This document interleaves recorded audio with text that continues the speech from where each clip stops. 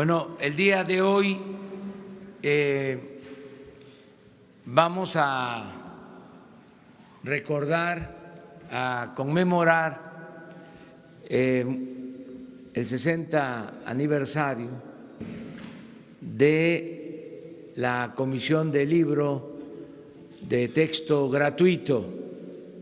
Es todo un acontecimiento porque los libros de texto gratuito marcaron el inicio de una nueva etapa en la educación pública. Esto se le debe a un gran presidente, Adolfo López Mateos. Muchos de nosotros tuvimos la oportunidad de estudiar en esos libros en la primera etapa, en la primera versión que se entregaron de manera gratuita en todo el país.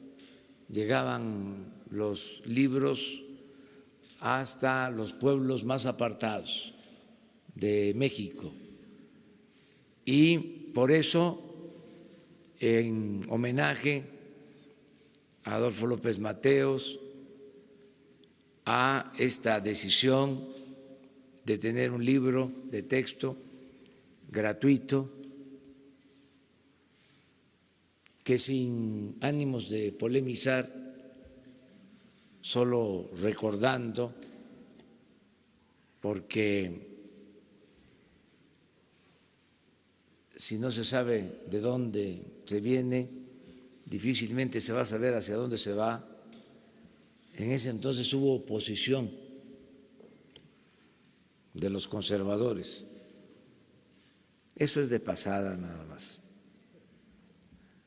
Lo digo como antecedente para los que les gusta la historia y sobre todo los que le han dado seguimiento al comportamiento del conservadurismo en México.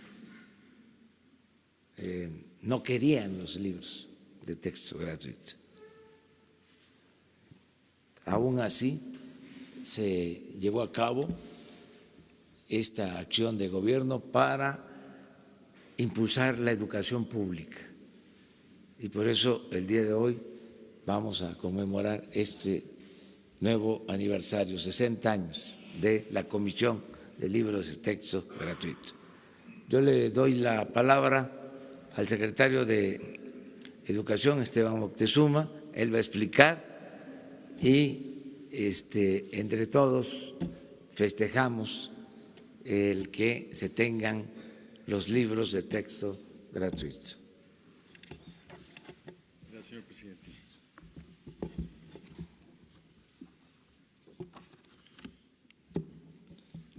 Señor presidente de la República, Andrés Manuel López Obrador, Diego Prieto, director del Instituto Nacional de Antropología e Historia, Antonio Mesa, el director general de la Comisión Nacional de Libros de Texto Gratuito, Nidia Chávez, del Servicio Postal Mexicano.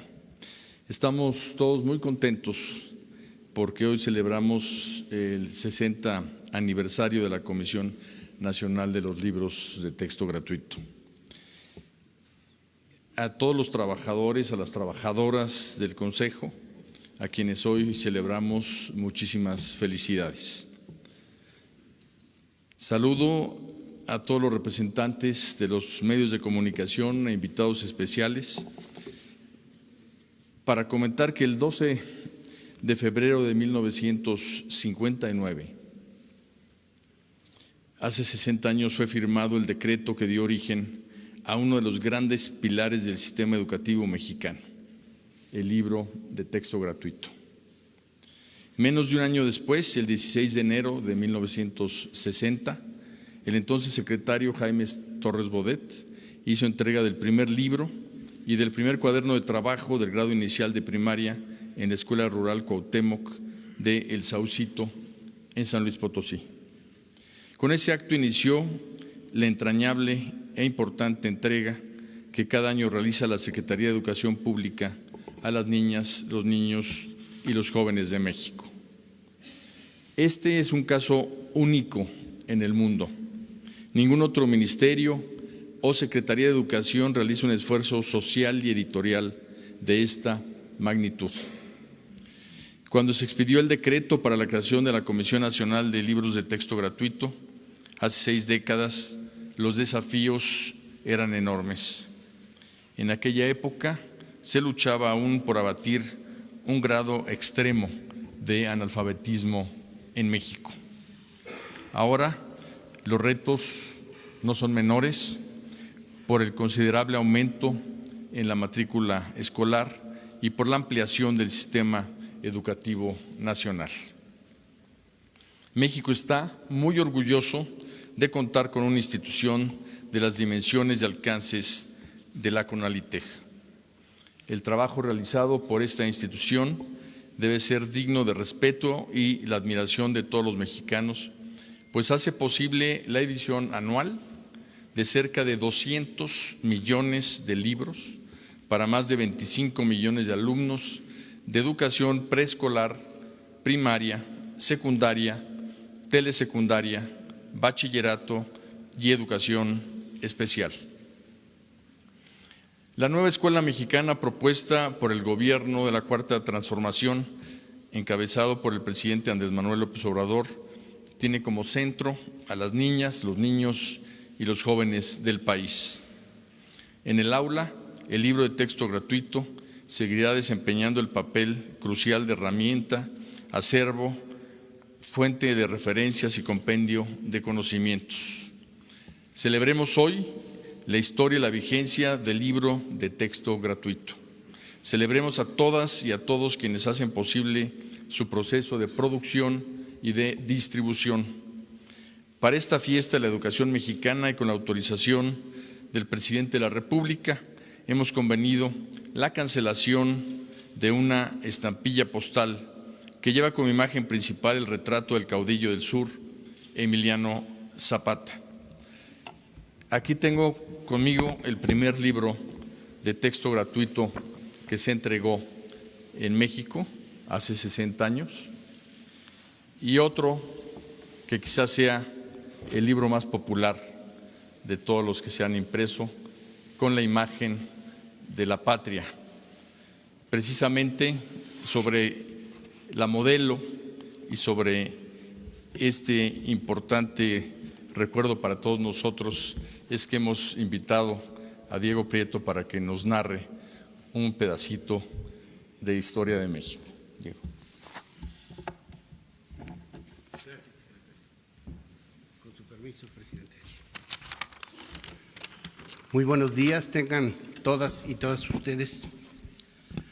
Es para mí en lo personal y para el Instituto Nacional de Antropología e Historia, que está cumpliendo 80 años el 3 de febrero pasado, esta gran institución que se formó en el periodo de gobierno del presidente Lázaro Cárdenas, acompañar ahora la celebración de los 60 años de vida de la Comisión Nacional de los Libros de Texto Gratuito.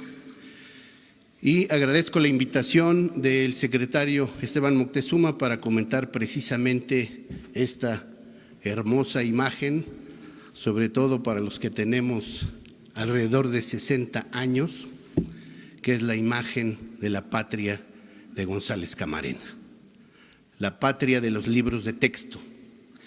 Este 12 de febrero alcanzó sus 60 años de existencia la Comisión Nacional del Libro de Texto Gratuito, institución gubernamental en que recayó la enorme responsabilidad de afianzar la gratuidad de la enseñanza primaria con la producción y distribución de los libros indispensables para el cabal cumplimiento del artículo 3 de la Constitución.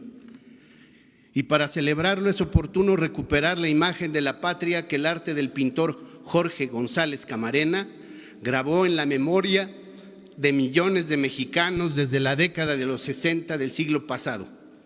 González Camarena creó en 1962 una pieza única para la portada de los libros de texto gratuitos, imagen que gracias a su masiva multiplicación industrial se volvió punto de partida y referencia obligada en la educación escolar y sentimental de los alumnos de primaria de todo el país. Con ella, el pintor dio visibilidad a una idea sencilla: el avance de la nación mexicana bajo el impulso de su historia, con el triple empuje cultural, agrícola, industrial que le dio el pueblo, como señaló entonces el presidente López Mateos. El anonimato cubrió por años a la modelo que posó para González Camarena, y esta ocasión es sin duda propicia para dar identidad a la altiva mujer de tez morena y vestida de blanco, con la bandera en la mano izquierda y un libro en la derecha, que nos vio crecer, tropezar y volver a levantarnos para seguir adelante en nuestra educación.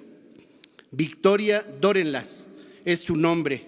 El artista la conoció cuando trabajaba como mesera en uno de los bebederos de la bohemia artística y literaria de la época, estando casada con el auxiliar policiaco o guarura de una figura política del estado de Hidalgo. El destino y los avatares profesionales del marido se conjugaron para hacer de Victoria la viuda más joven de su pueblo natal, San Agustín Tlaxco, Tlaxcala, que a sus 19 años, libre del guardaespaldas fanfarrón, accedió a posar para el pintor.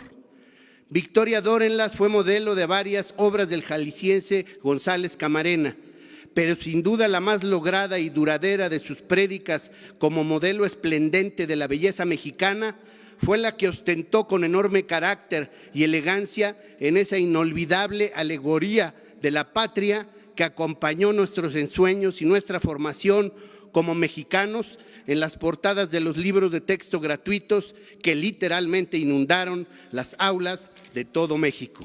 Gracias.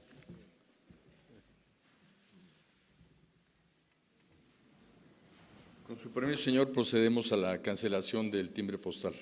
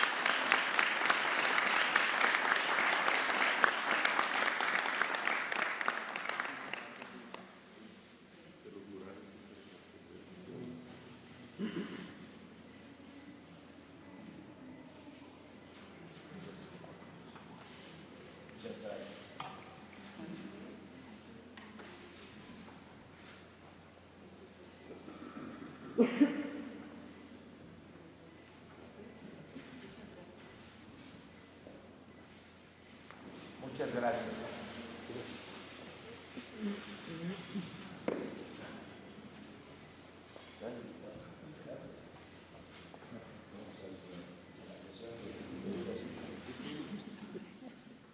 Bueno, pues terminamos con esta ceremonia que quisimos llevar a cabo en este tiempo por la importancia que tienen estas conferencias, porque muchos ciudadanos, como lo hemos dicho, están pendientes de lo que se dice aquí en Palacio Nacional desde muy temprano. Abrimos la sesión de preguntas y respuestas. Buenos días, presidente. Hoy publicamos en el Heraldo de México una entrevista con Juan Guaidó. Le pide a usted que no vea el tema de Venezuela como un tema de izquierdas o de derecha, sino como un tema de crisis humanitaria. ¿Usted qué podría decirle a los venezolanos que apoyan a este personaje y que no apoyan a Maduro? ¿Puede cambiar México su postura respecto a Venezuela? Gracias. Bueno, ya lo hemos dicho varias veces, no es conmigo, es con la Constitución. Esta postura se ciñe a lo que establece nuestra Constitución, el artículo 89, tantas veces citado, que establece como principio de política exterior la no intervención, la autodeterminación de los pueblos, la solución pacífica de las controversias, la cooperación para el desarrollo, la protección de los derechos humanos. Esta es nuestra postura y tiene que ver con nuestra historia. Puede ser que en otras naciones, otros gobiernos con otra historia vean esto como algo superficial, algo que puede cambiarse de acuerdo a circunstancias, pero para nosotros es parte de nuestra historia, son las enseñanzas de nuestra historia. Es la frase del presidente Juárez: entre los individuos como entre las naciones, el respeto al derecho ajeno es la paz. Esa es mi postura, esa va a seguir siendo la postura del Gobierno de México. Deseamos que dialoguen las partes, que haya una solución pacífica, que no se use la fuerza, que se aleje la violencia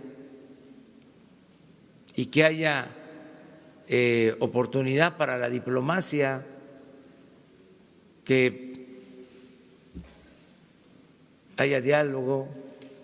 Si es un asunto de ayuda humanitaria, que no se mezcle con posturas políticas, ideológicas, que se acuda a la ONU y que sea por ese medio que se dé toda la ayuda humanitaria al pueblo venezolano, como se tiene que dar ayuda humanitaria a todos los pueblos, a los pueblos pobres del mundo.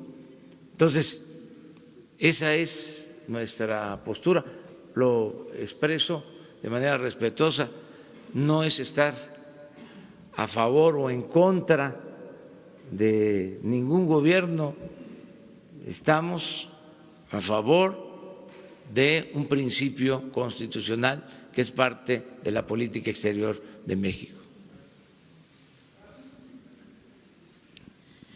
Gracias, presidente. Buenos días. Le quiero preguntar por el tema de las estancias infantiles, porque siguen las protestas de algunas de las madres que tienen a sus hijos, que se ven en la necesidad de dejar a sus hijos en estas estancias, sobre todo porque 800 pesos al mes pues les parece insuficiente para encontrar una estancia infantil.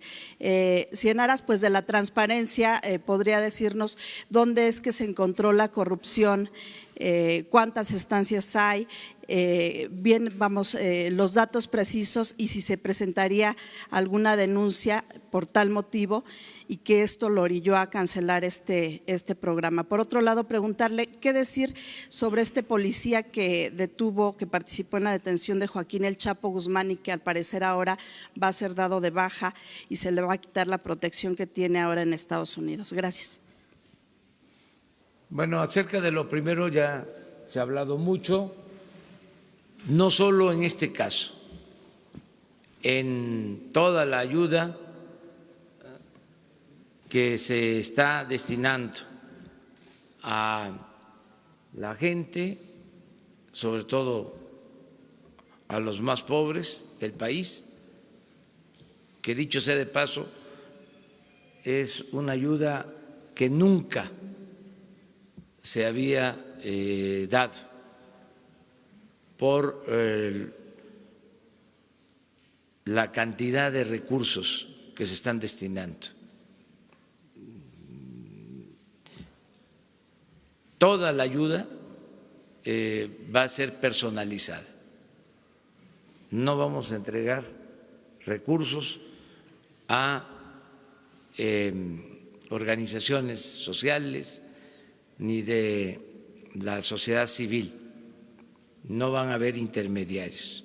Todo el apoyo va a ser directo al beneficiario, con tarjeta, porque tenemos pruebas de que se daba ayuda,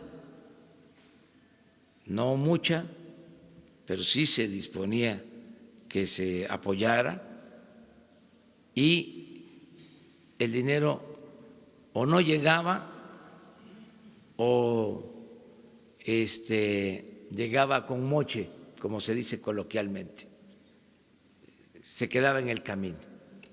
Tenemos muchas pruebas de eso. Vamos a presentarlas, sí, y que conste de que nosotros hemos actuado con prudencia, pero ustedes lo quieren saber todo y les felicito, porque vamos a dar a conocer todo lo que se entregaba y no llegaba a los beneficiarios. Y lo mismo en el caso de las estancias infantiles. Vamos a entregar el reporte y también les digo que recibían menos de lo que van a recibir ahora, se los adelanto. No van a dejar de recibir el apoyo los padres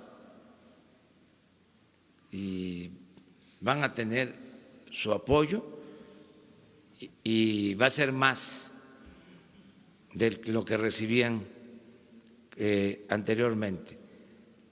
Y van a decidir ellos libremente si continúan entregando esos recursos a quienes manejaban las estancias infantiles. Aquí también hay que tomar en consideración otro elemento. Se crearon estas estancias infantiles que son parte de la concepción neoliberal de privatizarlo todo, de subrogar servicios, como lo hicieron con las estancias infantiles, las guarderías del Seguro Social, y ya sabemos lo que desgraciadamente sucedió en la guardería ABC. No queremos eso. No se sabía y existen reportes de las autoridades encargadas de la fiscalización de que no había legalidad y no había normatividad, seguridad. Se trata de niños. ¿Era un riesgo? Claro que sí. Entonces, ahora lo que queremos es que sean los padres los que asuman su responsabilidad, tengan el apoyo y ellos decidan libremente.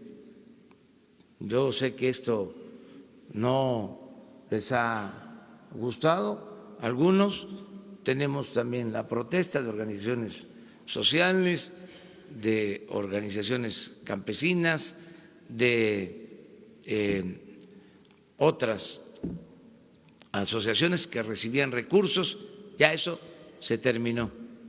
Vamos a procurar que sea de manera directa desde la tesorería de la Federación al beneficiario y que no sea efectivo, que sea tarjeta.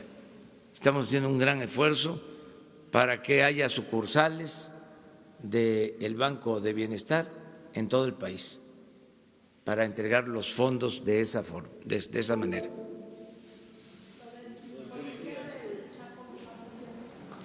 Si a nosotros nos piden protección de cualquier persona, lo hacemos.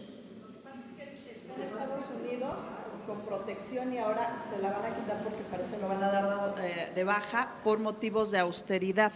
O sea, él tiene protección ahora, está en Estados Unidos, pero se la van a quitar por motivos de austeridad. ¿En el caso nuestro? Sí, el caso del gobierno mexicano.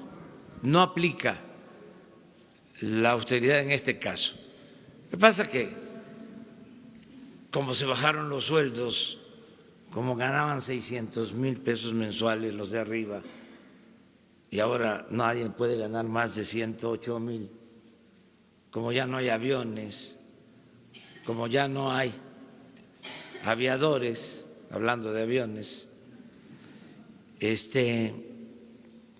como ya no hay lujos, pues ya ahora se le echa la culpa de todo a la austeridad de nuestro gobierno. No, eso no tiene nada que ver con la austeridad.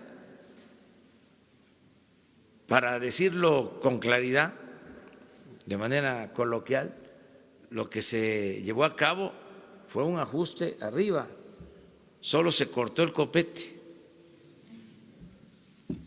de lujos. Entonces, esto se mantiene, claro, lo he dicho aquí, para periodistas, para la gente que está amenazada, la gente que requiere de seguridad, va a tener siempre la protección de nosotros. Es una obligación que tenemos, tiene que ver con los derechos humanos. Esto lo maneja Alejandro Encinas, aquí ya lo hemos dicho.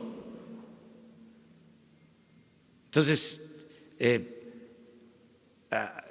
yo sé que están molestos, ¿no?, nuestros adversarios, sobre todo los conservadores, fifís, que ayer también salió de que una modista o diseñadora va a estar en el CONACYT. Me informan que no es así. La directora del CONACYT, Premio Nacional de Ciencias 2017, es para decirles, tengan para que aprendan. O sea, y nos salen con eso. O sea, vamos a suponer que sea cierto, la directora del CONACYT va a actuar y aquí, con transparencia, esas cosas no se pueden permitir. Ya no hay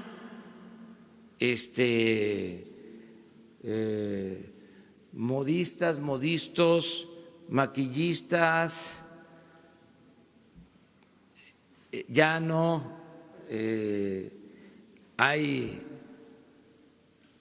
esas exquisiteces, esos lujos, ya se terminó. Esto es otro gobierno. Pero qué bien que todo esto esté saliendo, para que así nadie abuse y que todos participemos hasta limpiar de corrupción el gobierno. Sí, pero la información que tengo es que no es del todo cierto. Hoy se va a informar sobre este tema la directora del CONACYT. Y si fuese así, pues hasta hoy estuvo de funcionaria.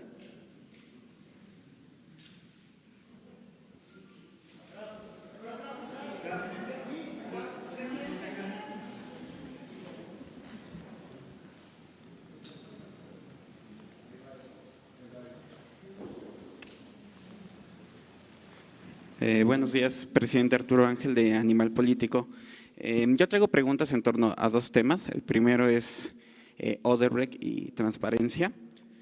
El día de ayer en la sección del Sabueso de Animal Político, donde hacemos una verificación si lo que dicen los políticos es cierto o no, revisamos lo que usted mencionó respecto a que el INAI había ordenado que nos informara del tema de Odebrecht. Lo que concluimos es que es exactamente al revés. El INAI ha ordenado en varias veces el año pasado que se dé a conocer la información de la investigación de Odebrecht, pero es la PGR la que no ha querido dar a conocer esa información. Esta opacidad, presidente, ya se extiende al actual sexenio, porque en diciembre pasado el INAI volvió a concluir que hay que pedir estos datos y se lo hizo a la Fiscalía General que encabeza Gertz Manero, y la Fiscalía con los mismos argumentos, lo publicamos justamente en Animal Político, con los mismos argumentos no quiso dar la información, incluso ha litigado en tribunales, acaba de obtener una suspensión definitiva de un juez para no informar. Entonces, mis preguntas en este tema son dos. Por un lado, ¿qué opinión le merece que la Fiscalía General de la República continúe sin querer dar ninguna información, incluso buscando amparos para no dar ningún dato, ni siquiera cuántos funcionarios han declarado, no sabemos exactamente nada? Y la segunda pregunta en torno a este tema, presidente, es si su gobierno, a través de áreas como la Secretaría de la Función Pública y todas las que han intervenido en este caso, nos van a informar en algún momento qué han hecho, en qué estado recibieron las investigaciones del lado de la función pública. Eso en torno a este tema, por favor. Sí, yo tengo información primero de que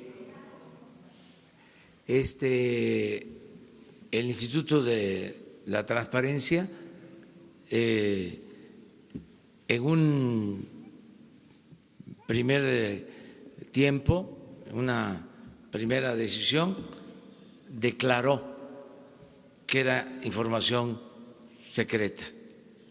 Nada más le voy a pedir a Jesús para que lo busquemos y se los aclaremos.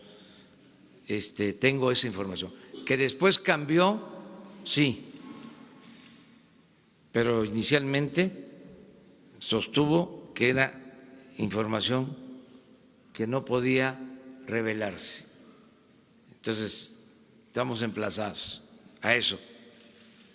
Si no es cierto, yo aquí voy a decir de que tú tienes razón, tu información es buena, yo voy a reconocerlo. Y si no, aquí vamos a hablar del tema. Eso lo vamos a ver. Pero es muy importante tu pregunta de fondo sobre qué se puede decir y qué no se puede decir, qué se puede dar a conocer, qué no se puede dar a conocer. Yo soy partidario de que se reforme la ley. Incluso no descartamos el enviar una iniciativa para que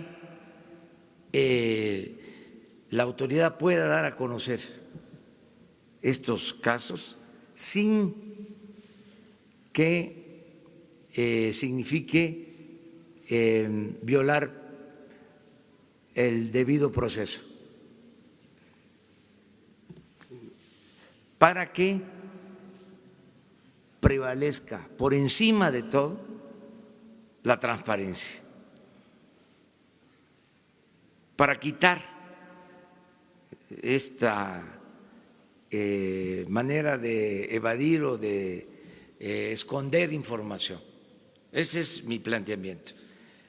Aclaro de que la Fiscalía General es autónoma, de verdad, porque los conservadores pensaban de que iba a ser lo mismo, de que era una simulación, de que yo iba, como era la costumbre, de diciembre para atrás, a ordenar en el Congreso, a dar instrucciones en la Suprema Corte, a ordenar en la Fiscalía, y no. Yo soy respetuoso de la autonomía de los poderes. Entonces, es un asunto de la Fiscalía General. De todas maneras, dependientemente de la iniciativa para que se ventile todo, porque yo soy partidario de que la vida pública tiene que ser cada vez más pública y considero que una regla de oro de la democracia es la transparencia.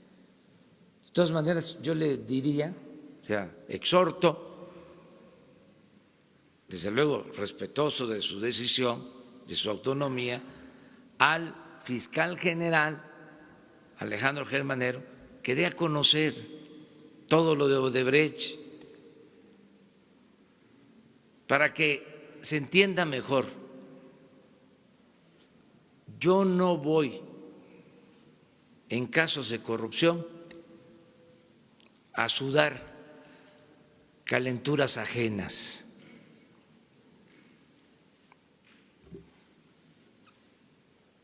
Todo el que se meta en un caso de corrupción tiene que asumir su responsabilidad. Yo no voy a proteger a nadie, lo subrayo, en casos de corrupción. Se trata de justicia, ahí sí, sudo las calenturas ajenas, pero en casos de corrupción, no. Del lado de la función pública y de Pemex, que no sabemos tampoco qué hicieron realmente en el sexenio pasado en torno al caso Odebrecht. Toda la información debe de entregarse. ¿Ya se está dando a conocer o a poco ustedes sabían de que se estaba pagando a grandes empresas que tenían contratos con la Comisión Federal de Electricidad? Sabían algunos medios. Yo les puedo garantizar que el 95% del pueblo de México no lo sabía. Algunos medios. Ya lo dije, el proceso. Nada más que hizo un reportaje de cómo estaban saqueando la Comisión Federal de Electricidad. Porque se aplicaba la máxima del vasallaje, de obedecer y callar. Se gritaba como pregonero todo aquello que le convenía al régimen y callaban como momia lo que no era conveniente para los intereses creados. Entonces, ahora hay que celebrarlo. O sea, estamos ventilando todo. Entonces, el caso de Pemex, todo. El caso de la Comisión Federal, lo mismo. No vamos a ocultar absolutamente nada y se va a proceder legalmente. Siempre no vamos a tapar a nadie, no vamos a proteger a nadie. Presidente, y finalmente sobre el tema de los servidores de la Nación y sus atribuciones, justo publicamos que durante la campaña ellos fueron promotores del voto de Morena y que también ahora van a repartir las tarjetas estas con los apoyos. Mi pregunta es, ¿por qué se decidió que ellos las entregaran si ellos no son funcionarios públicos, eran voluntarios y ahora ellos van a entregar estas tarjetas? Sobre todo porque los expertos dicen que esto podría alentar el uso clientelar. ¿Los expertos?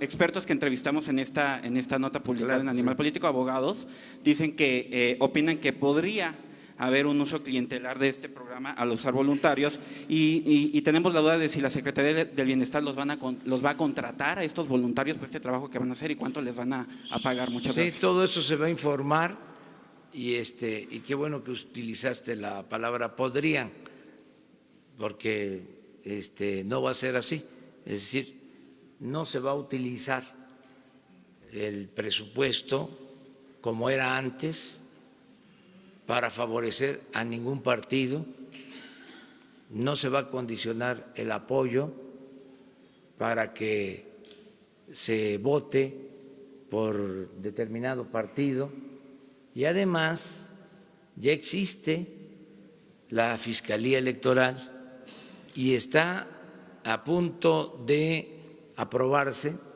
que aprovecho para pedirles a los legisladores que ya decidan en el sentido de que va a ser delito grave sin derecho a fianza la utilización de programas sociales para fines políticos electorales. No van a tener derecho a fianza. Es como la corrupción, es como el robo de combustible, todo eso se convierte en delito grave. Y cuando se tenga ya integrado todo el gobierno, que se tengan las contrataciones de los que van a trabajar en las coordinaciones en los estados, ayer lo dije, se va a transparentar toda la nómina del gobierno, o sea, no solo es la declaración de bienes y transparentar lo que tienen los servidores públicos del más alto nivel, sino toda la nómina del gobierno va a estar en redes, en el internet. Ahora vamos para allá.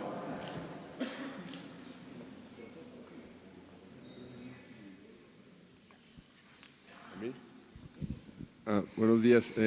Bueno, los dos, después tú. Juan Fernando Gili, Grupo Gili, el Imparcial, la Crónica y Frontera. Dos cosas. ¿Cuál va a ser la postura de su gobierno respecto a la importación de autos usados de Estados Unidos? El 31 de marzo vence un decreto que tiene impedido la importación de autos a México. Esa es una, ¿no? Y la otra, si el gobierno federal va a firmar con, la Comisión Federal de Electricidad, con el gobierno de Sonora, cada año firman un convenio para dar un subsidio a la tarifa de luz por las altas temperaturas del verano en Sonora. Todavía no se ha firmado y pues sí se va a firmar otra vez este año. Sí, acerca de esto último, es una política de la Comisión Federal de Electricidad. Vamos a pedirles a los directivos que ellos nos den su punto de vista. Yo lo que puedo comentarles en cuanto a la industria eléctrica es que se va a fortalecer a la Comisión Federal de Electricidad para que genere más energía eléctrica y el compromiso que hicimos de que no aumente el precio de la tarifa eléctrica durante nuestro gobierno, que no aumente en términos reales. Esto aprovecho para decirlo porque en algunos lugares, en Nayarit para ser preciso, en una gira que tuve recientemente, me presentaron recibos con incrementos muy altos y ya estoy pidiendo la revisión de estos casos, porque la instrucción es que no aumente el precio. Y como no terminamos de limpiar el gobierno, y hay muchos tecnócratas, pero no por el hecho de ser tecnócratas, sino por el hecho de que son muy corruptos. El conservador es muy corrupto, con todo respeto. Entonces, tengo preocupación de que estén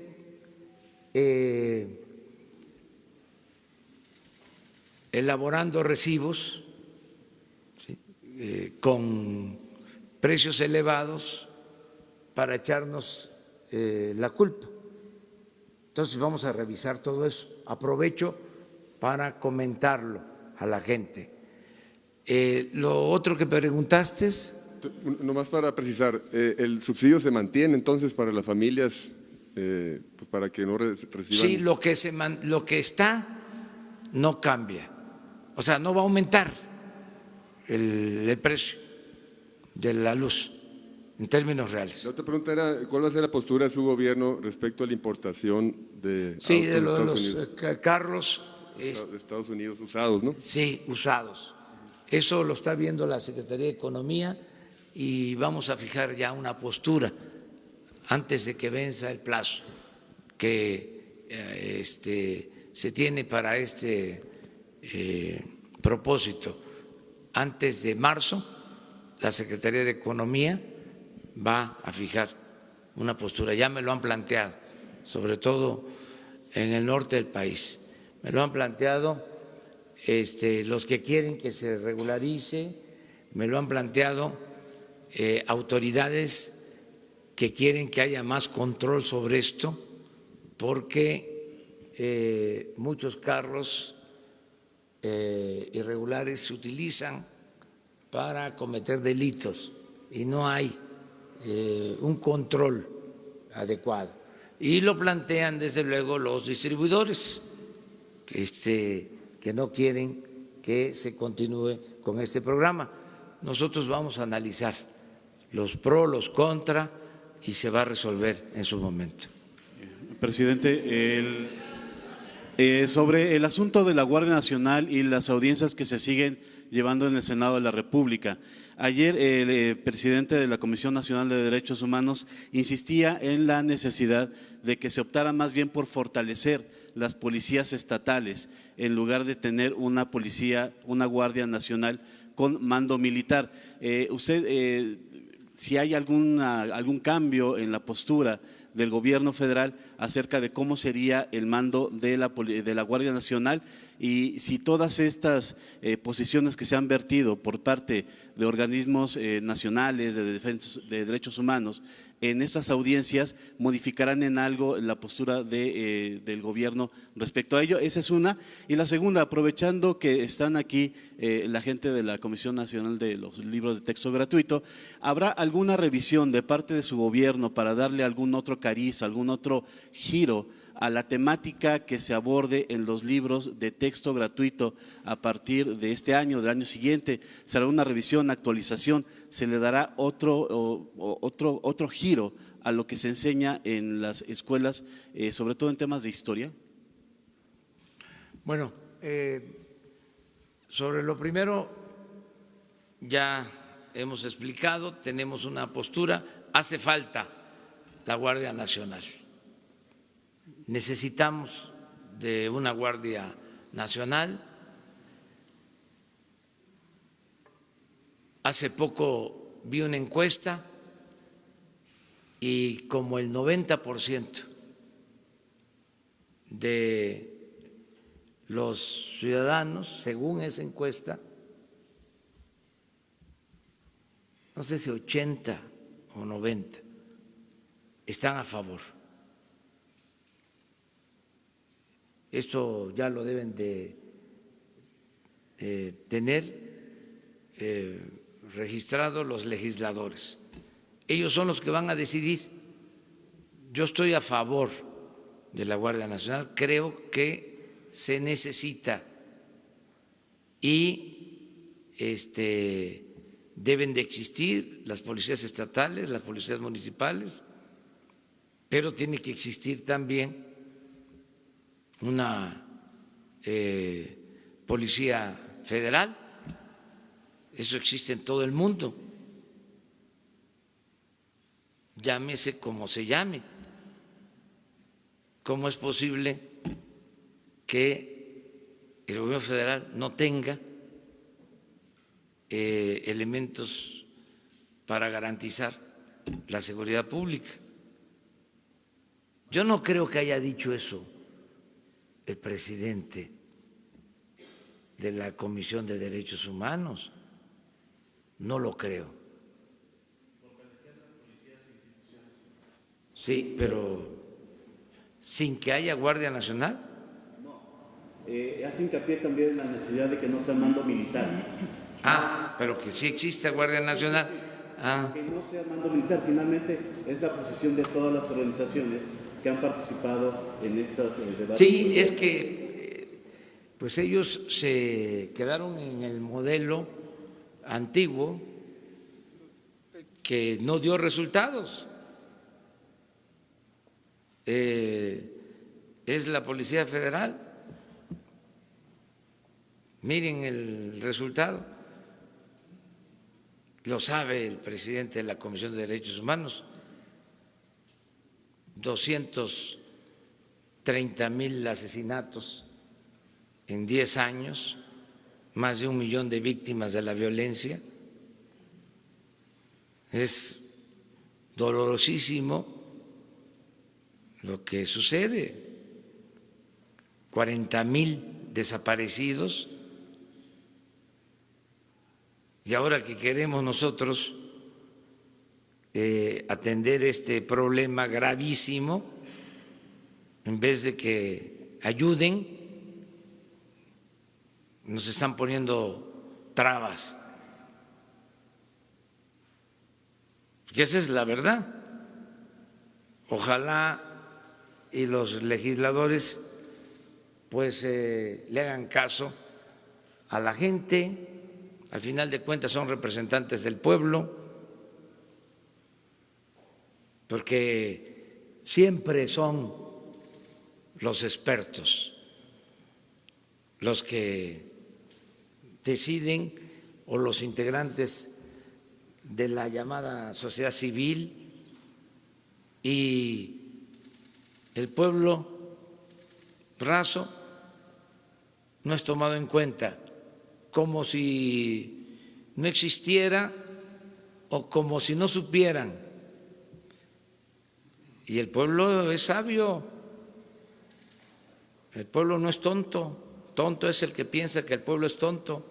Y ya que se acabe el elitismo, ya nada más los expertos, o sea, unos cuantos opinando por todos. El 1 de julio del año pasado, la gente apostó por un cambio verdadero, por una transformación, ya no más de lo mismo. Entonces vamos a seguir impulsando lo de la Guardia Nacional, apoyándonos en lo que tenemos, pero es de sentido común. Hay 230,000 elementos del Ejército que, de acuerdo a la Constitución, no pueden hacer labores de seguridad pública. Nada más pueden ocuparse, de acuerdo a la Constitución, de la defensa de la soberanía. ¿Y qué es lo que más le preocupa a los mexicanos? ¿Qué es lo que más debe de ocuparnos, la seguridad pública. Ese es nuestro principal problema. Y no vamos a poder utilizar esta institución que tiene experiencia, que tiene disciplina, que hay incluso infraestructura que no tienen otras corporaciones, no la vamos a utilizar ahora que la necesitamos para la seguridad pública. 40,000 marinos que tampoco, de acuerdo a la Constitución, pueden ocuparse de la seguridad pública, y lo único que hay para la seguridad pública efectivos, 20,000 policías federales. Tiene más policías el gobierno de la Ciudad de México, 80,000, que los 20,000 que se tienen para la seguridad pública en todo el país. Pero los expertos y los de las organizaciones de la sociedad civil, pues no sé qué estén pensando, porque ya basta también de la simulación, de estar nada más haciendo análisis de la realidad sin transformarla, puro experto, puro diagnóstico, estudios, contratación de asesores, pero no se hace nada por cambiar las cosas. Lo de la Guardia Nacional es urgente, es una preocupación. Yo todos los días recibo el parte de la policía de lo que sucede a nivel nacional y duele mucho. Por ejemplo, las fosas estas en Colima, más de 60 homicidios, o sea, todo eso, el asesinato ayer en Jalapa, que todo hace pensar que fueron policías, otra situación de abuso de autoridad de elementos del ejército que ya están detenidos, que se está castigando, muchas cosas diarias. Por eso necesitamos una Guardia Nacional con mística, con formación, y también les adelanto, va a haber una campaña que vamos a hacer entre todos los mexicanos, pero como nunca, para llamar a los jóvenes a no caer en la tentación de las drogas, porque el problema de inseguridad y de violencia lo podemos enfrentar si evitamos, entre otras cosas, que siga creciendo el consumo al interior del país. Y eso podemos controlarlo porque en nuestro país, por nuestra historia, por nuestra cultura, hay muchos valores. Todavía hay una gran reserva de valores culturales, morales, espirituales. Entonces vamos a hacer una campaña para que los jóvenes no consuman drogas. Y vamos a hablar sobre este tema. Todos los días vamos a hablar sobre este tema.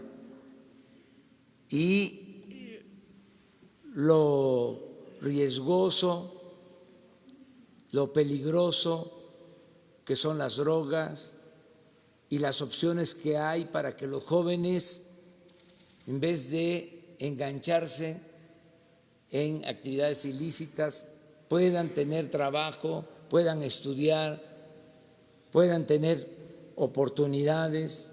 Va a ser una campaña amplia de todos, y voy a pedirle a los medios de información, no me voy a meter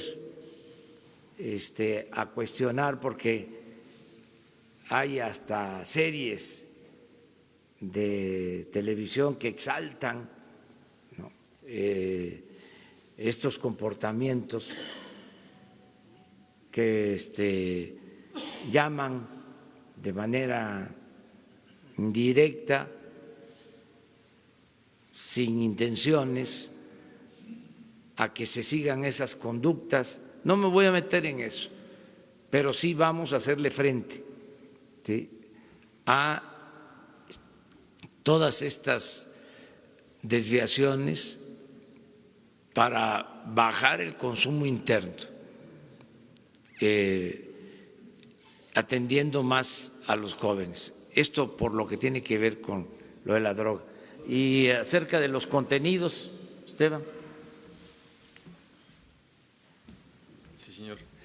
Estamos en este momento viendo cómo se procesa en el Congreso la iniciativa que el señor presidente envió el 12 de diciembre para la abrogación de la reforma educativa, y esto va a llevar como consecuencia también nueva legislación secundaria. Junto con eso estamos trabajando en lo que sería un nuevo modelo educativo, porque a partir del modelo surgen los planes y programas, los materiales, los contenidos, y obviamente esto pues lo recogerán los libros de texto en las materias en que se le dé un nuevo enfoque con esta educación que queremos integral, y en particular también la historia tendrá nuevos contenidos. No está decidido eso. Estamos creando grupos para analizar cada una de las materias. Estamos creando precisamente los grupos que están revisando los contenidos, pero no hay una definición. Lo que en este momento se está haciendo es precisamente a través de Conaliteg la adquisición del papel para imprimir los libros que van a distribuirse en el próximo ciclo escolar, que es de agosto. Esos todavía no tienen el nuevo modelo, será hasta el siguiente ciclo. Pues miren, para adelantar algo, pero esto lo tienen que resolver los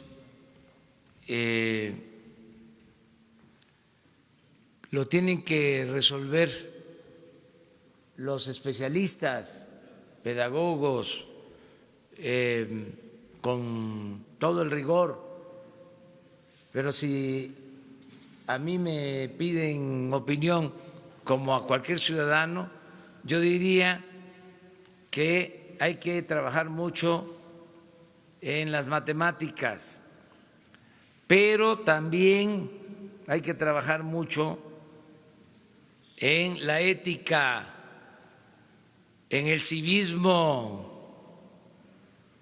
en la historia, y en algo que es polémico, pero muy importante, en el fortalecimiento de valores culturales, morales, espirituales, que podamos transmitir en toda la enseñanza, en la educación formal, en la educación informal, de que solo siendo buenos podemos ser felices. Pero eso es muy polémico, por eso me callo.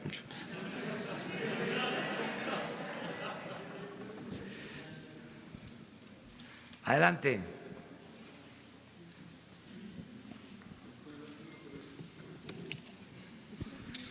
Miren, nada más espérame, me están dando información. el Instituto de la Transparencia, pero lo vamos a mostrar, sí pidió reservar información sobre Odebrecht en 2 ocasiones. Yo cuando digo algo aquí es porque lo tengo probado. Les dije también, cuando se inauguró este organismo, porque se puso de moda en la época neoliberal para simular de que se iba a combatir la corrupción, de que iba a haber transparencia, etcétera, etcétera, etcétera, se puso de moda crear organismos. Por ejemplo, en materia educativa, ¿no? El Consejo de Evaluación. ¿Por qué a los maestros nada más se les va a evaluar? ¿Y por qué no se le evalúa a los diputados y a los senadores y al presidente y a los médicos? Se escogió nada más a los maestros. Bueno, institutos, organismos, reguladores, una constelación de autoridades autónomas. Bueno, cuando nació este organismo, impulsado por los conservadores de la llamada sociedad civil, la primera decisión importante que tomaron fue mantener en reserva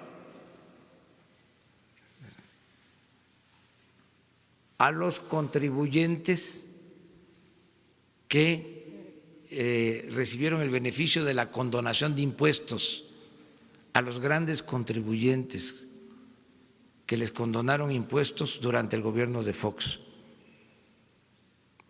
por, creo, 10 años, ahora se vence,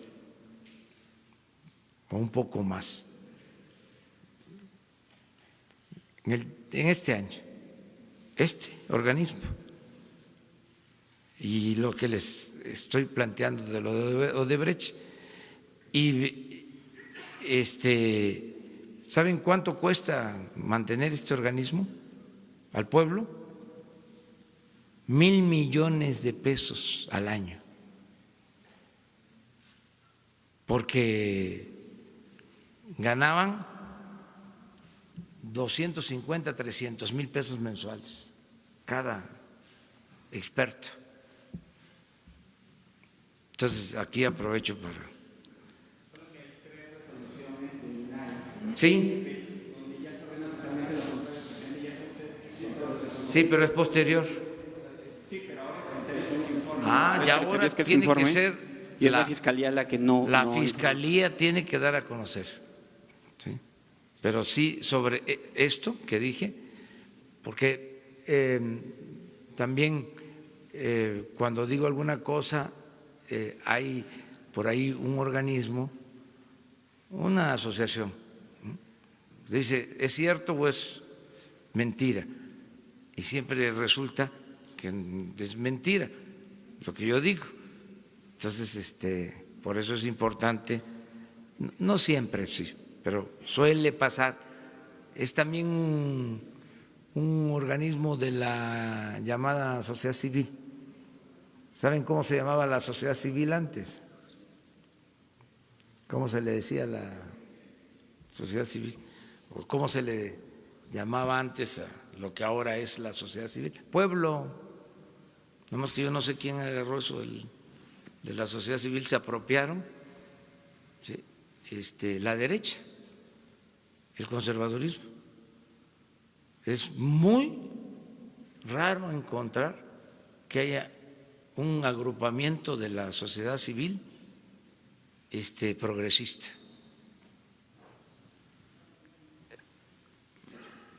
Y hay gente bien intencionada en la sociedad civil, pero por lo general, ¿sí?, todas las empresas promueven, ¿sí?, a organismos de la llamada sociedad civil, independientes, que son independientes del pueblo, no de los intereses creados. Una más y terminamos. Buenos días, presidente. Soy Jocelyn Gutiérrez de Político MX. Le quería preguntar cuál es la postura del gobierno respecto al veredicto en contra del Chapo Guzmán. Pues fue una decisión que tomaron en Estados Unidos. Nosotros pues somos respetuosos de esos procesos legales. No le deseamos mal a nadie.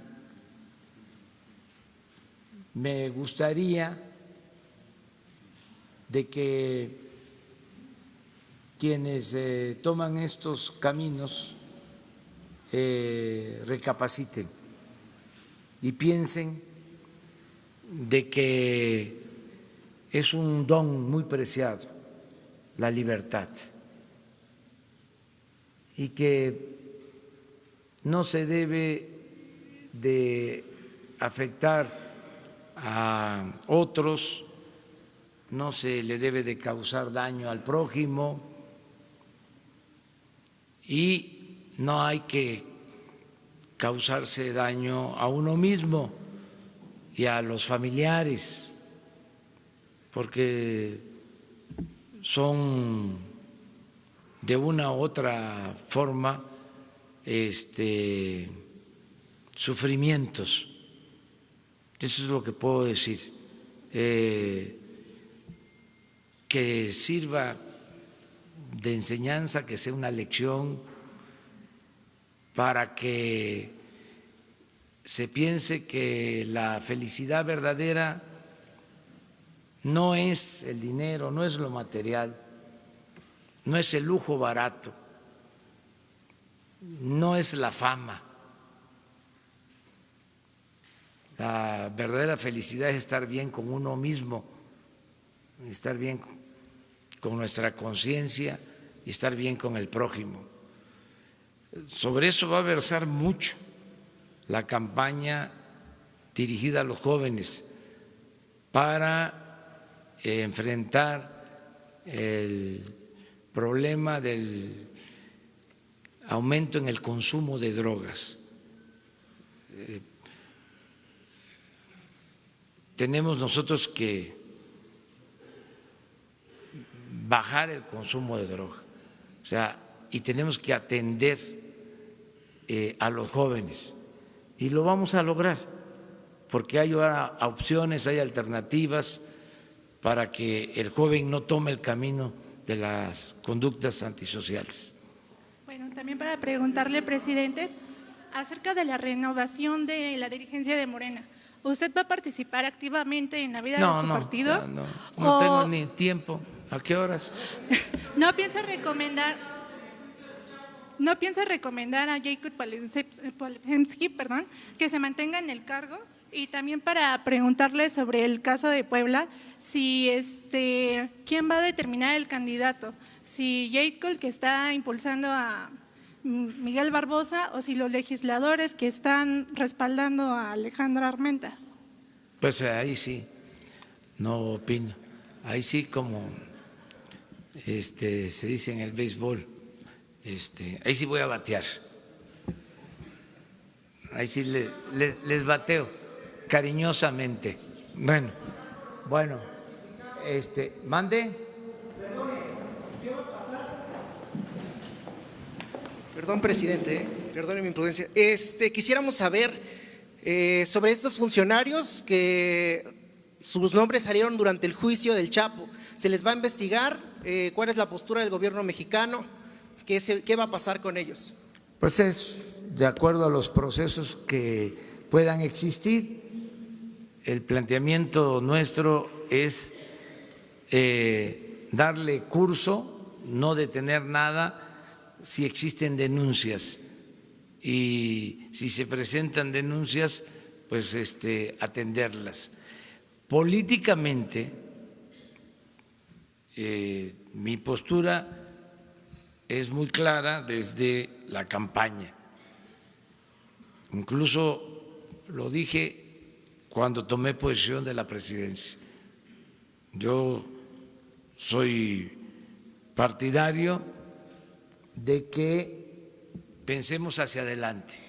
Hace 2 días hablábamos de eso, de que se debe de castigar, se puede castigar errores del pasado, pero lo mejor, lo que tiene más sustento en cuanto a justicia es evitar los delitos del futuro. Yo soy partidario de ver hacia adelante, ¿sí?, y que nosotros iniciemos una etapa nueva, sin corrupción, sin impunidad, y que no apostemos a lo que se hizo durante mucho tiempo,